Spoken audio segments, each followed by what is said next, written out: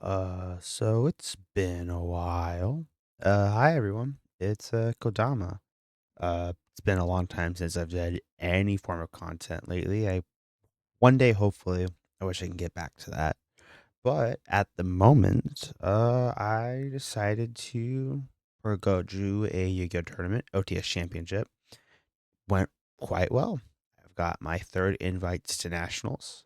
So I'm here just to show the deck, which was, if you can't tell by the thumbnail, Enneacraft. Uh, Enneacraft is really fun. I enjoy the deck a lot. It has some issues in this format, but if you play it well and you understand what your matchups are, you have a very good chance at beating most decks. So I'm just going to get started off with the starters. So we got the best ones. We got Alzonia, Orgia,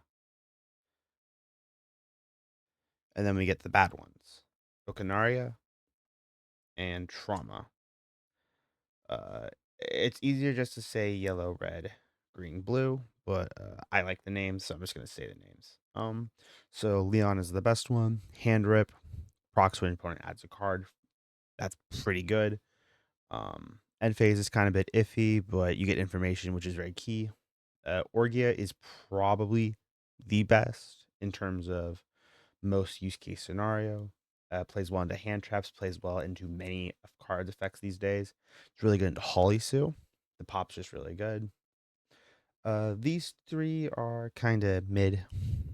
Trauma being a mandatory chain link one, it only really works if your opponent is chaining to the trauma effect, a special summon on its slip effect, which is weird in Okanaria. And to speak about their effects, so you have a first effect, which is your search effect, which is the pendulum effect. That's a hard once per turn. It's very, very important to know. Their second effect or their monster effect is not once per turn, and they all have a certain condition. This condition is when your opponent adds a card, it will flip itself face up to add. Your opponent activates a monster effect in hand, flip face up and add. When your opponent activates a card effect in graveyard, flip face up and add.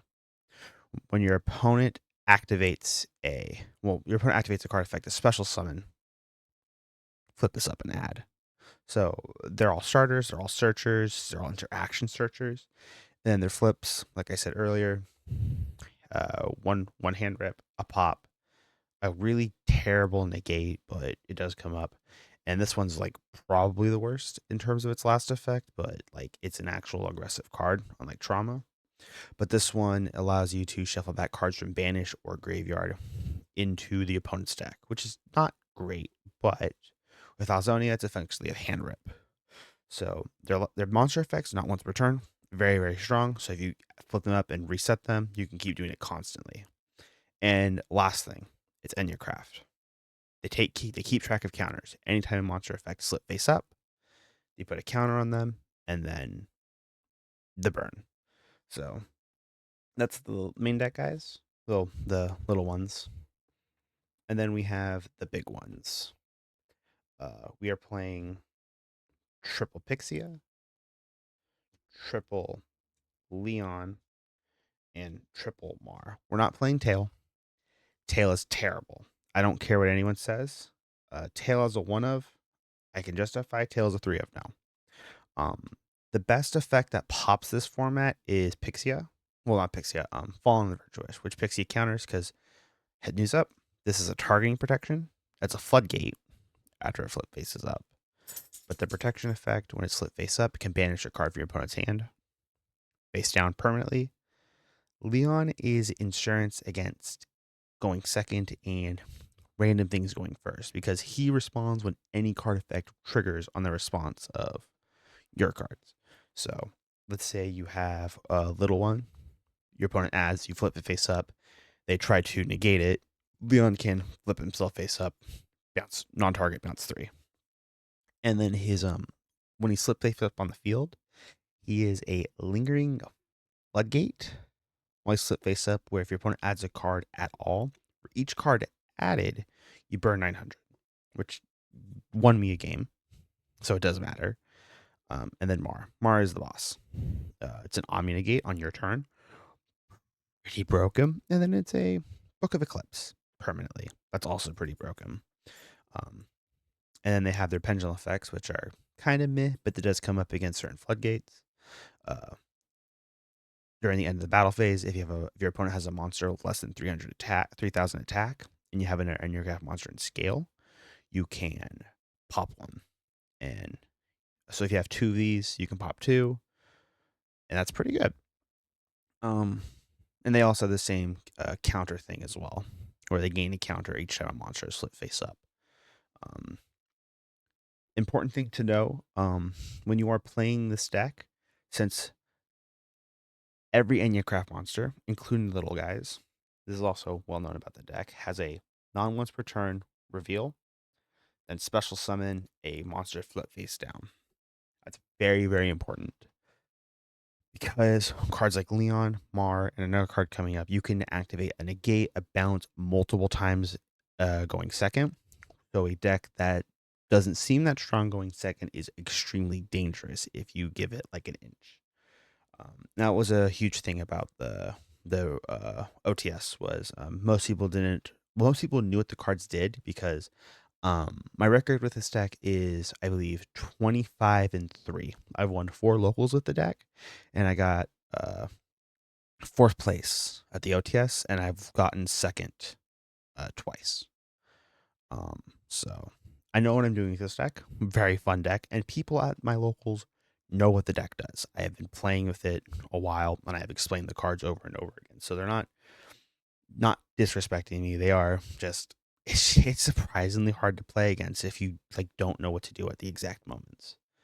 Um, except my buddy. My buddy knows how to play against this deck, and it's really annoying. But yeah, just keep that in mind. They're not once per turn, and that matters because you can, like, let's say you have a hand of like triple Mar going second, you can be like Mar, set, Mar, set, Mar, set, activate like trauma. Opponent tries to interact, negate. They try to negate that, negate. They try to negate that, negate.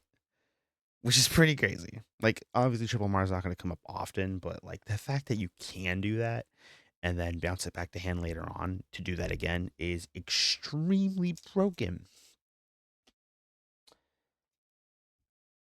So, yeah, that's just like the main deck monsters.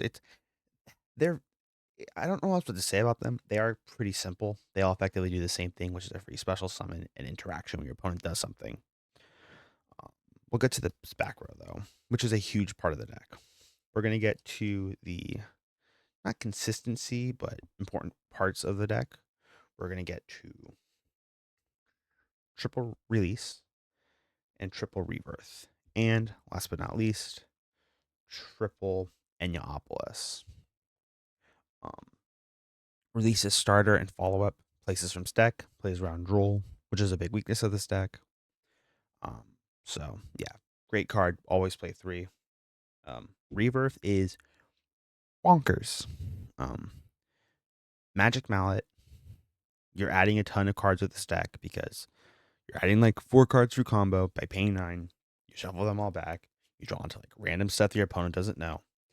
And most importantly, I don't mind if this gets ashed. If this gets ashed, that's fine because I care more about its graveyard effect. Its graveyard effect is if your opponent normals or special summons, you can banish it, activate 1 or 2 effects. The first effect is kind of which is special summon Enneacraft from dead hand. Comes up, not the best, but it's good. Like you will have a game where that matters. More importantly, though, it allows you to flip any Enneacraft monster face up, which means you can flip up Mar. Mar books everything, and that is a huge, huge part of your game plan. So you want to play 3 of this, you want to see it, you want to get it to grave as much as possible. If this deck ever gets a discard outlet, it would be great because it's also not once per turn in the graveyard. But these are both hard once per turns to activate, which sucks. But like the deck like searches a ton. Like, what do you expect? And then we're gonna get to a card that I think is hated on a bit too much by fellow Enneacraft players. I'm not saying that as like people are saying the card's bad. I'm just saying like how much we don't care for it. And that's Enneapolis. This is WinCon. Once you get 9 counters, you burn your opponent for 900 times each, which is 81. Enneacraft, that's the game plan. But you don't really care about that. That does come up, and it does matter because this deck is very slow. It tends to tempo and grind your opponent, so that burn does matter to win time. What's more important is its first effect and its second effect and its third effect. Second effect allows you to target any Enneacraft monster on the field, bounce it back to hand. So you can scale, search, bounce back. You have 4 cards in hand, and you can do rebirth, or you can search more, or you can just set all 4, which is incredible. It also is how you play around Joel. If you have, like, let's say, release. Like, if you believe your opponent has Troll, you can have Orgia, set Orgia, activate release search, or release place, then activate Enneopolis. The card that you play searches, your opponent chains, you lift Orgia. So you at least get 2 cards off of what should usually be like a pretty bad like position for you. And then its other effect. Its last effect is if you activate Enneacraft monster during the main phase, your slip effect, you can bounce it or place it in the pendulum scale. That does matter. Due to the fact that your little ones are so important to your game plan in terms of your grind and your follow up, you want to make sure those guys are protected as much as possible. So if I'm having the big guys on field, unless it's Mar, I'm usually using that effect on the little guys to bounce back or put in the pendulum scale to use again.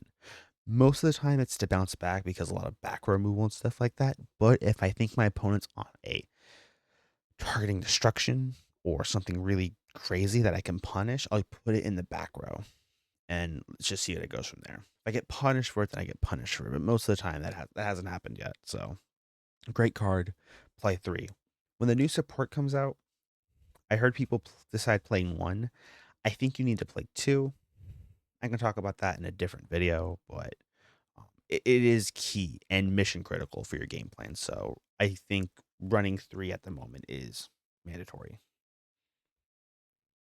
Then we're going to get to the non-engine. This deck is a ton of engine, so you gotta like, yeah, deal with it. Like you're playing Enneacraft, you're not playing like hunky dory stuff. You're trying to like burn your opponent to death. You're trying to be as unfun as humanly possible with this deck, which sucks, but who cares? So we have our non-engine. We have double Zaborg, the Mega Monarch.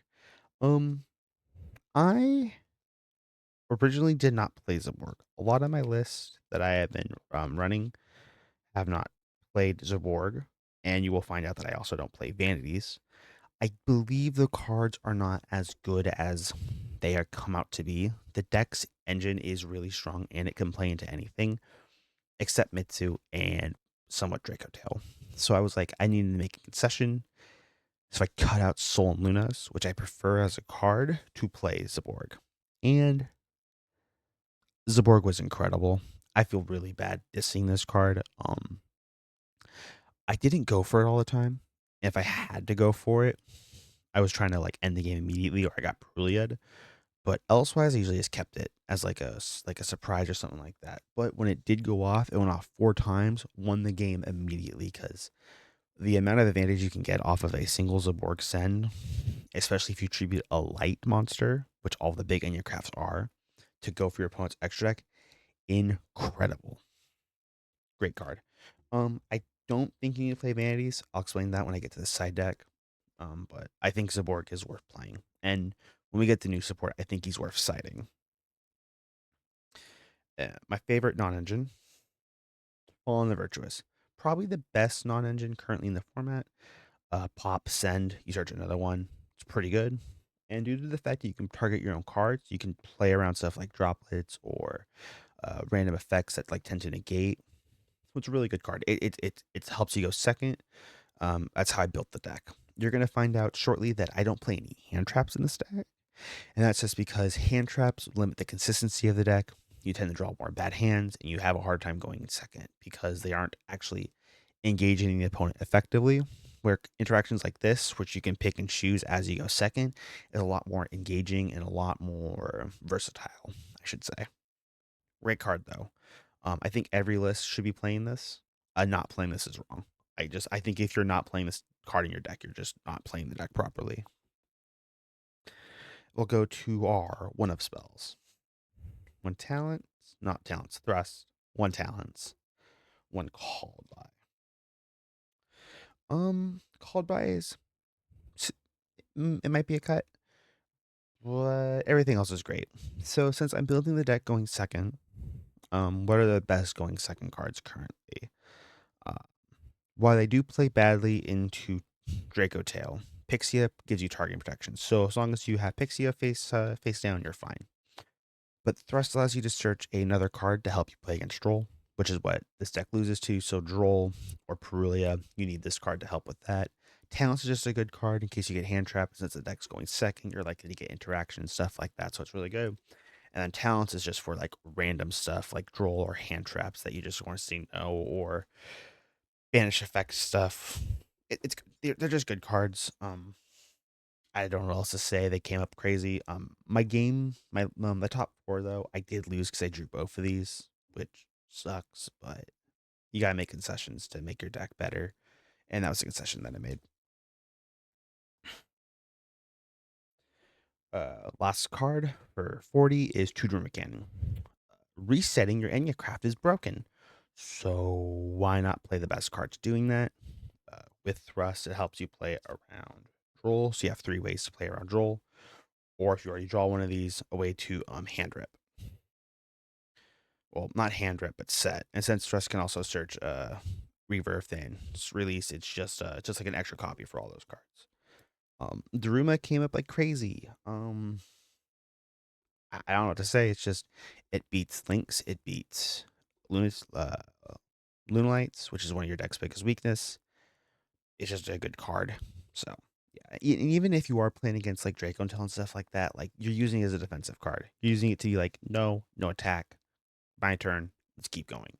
Because if the Lunite player knows what he's doing or they're doing, they can beat you most of the time if you can't effectively get proper interactions or floodgates going up on them. Druma helps ease that situation. So yeah, that's 40. I would talk about side patterns and stuff like that though, but I more just want to talk about the deck before I'm done. We'll go with the extra first before the side. Since we are playing Zaborg, we are playing triple Astero. Uh, one whatever the heck this thing is, Gigano, whatever. You just need like an extra random name that's not Meteor. Triple Meteor, two Paleozoic Calambertion, and then the one of fusions, Garua, Skullwagon, and Skull Knight, and then your Fall on the Virtuous package. Um, this should be the synchro. I don't own the synchro, so I played this. Does it come up? Yeah, I would say the synchro is better just because the interaction. That's all, but it's fine either way. Um, these two I think should be the choice over Entist and stuff because you can use these later on in the game, so they're always effective. Draw and these guys. So this is what makes Cyborg so incredible. Uh, Drac, Banish, Summon Meteor, destroy everything. Problem though, Meteor kills everything. How do you combat that? You play the Paleo card. If your cards will be destroyed, your set cards in particular will be destroyed, you can banish this from graveyard to replace the destruction. So doing that, you can get a free use off of this and keep all your face down Enneacraft and back row safe. Issue though, it does not protect the field spell, so be very careful with that. I lost a game because I used Jurak on my third field spell because I was going to lose the game if I didn't, and that was the first game I lost at the OTS. So yeah, just really good graveyard cards for the extra deck, and then the side's pretty good. I think I'm always gonna stick with this just because it's like the most versatile. We have triple Defissure. This is the going first card. You would side out stuff like Daruma, talents, and stuff like that for this. and then everything else is going second. We have triple evenly, probably the best going second card in the format at the moment, in my personal opinion. It just handles everything effectively except the yummy deck, which is what Raw's for. Tribute 3. We don't use a normal, so screw it. Then we have Triple Tenko to make the matchup with Dracotel easier, which is what this is also for. And then Fulos, the only hand trap we're playing. Like I said earlier, hand traps mess with numbers and stuff like that, though. But if you're going second, Fulos is probably the best card. Stops the opponent, slows them down, and if they do play into it, you're playing a deck with a ton of one ofs. So it's like, yeah, screw it, just play the damn thing. Um, yeah, that's kind of the list. My third ever Nats. Hopefully going to be going to nationals this year. Finally, I haven't been able to the last couple of years, but yeah, no. I got a Enneacraft, which is very shocking. I was not going to take this deck to regional. And honestly, I think I'm probably going to take this to nationals just because I like the deck and I think I'm good with the deck. So it's like a no brainer. It's late. So just a late video. I just wanted to get this out and say hi and stuff like that. But I hope you guys enjoy the video. Like and subscribe to my very small channel and just be kind and enjoy yourselves. Ciao.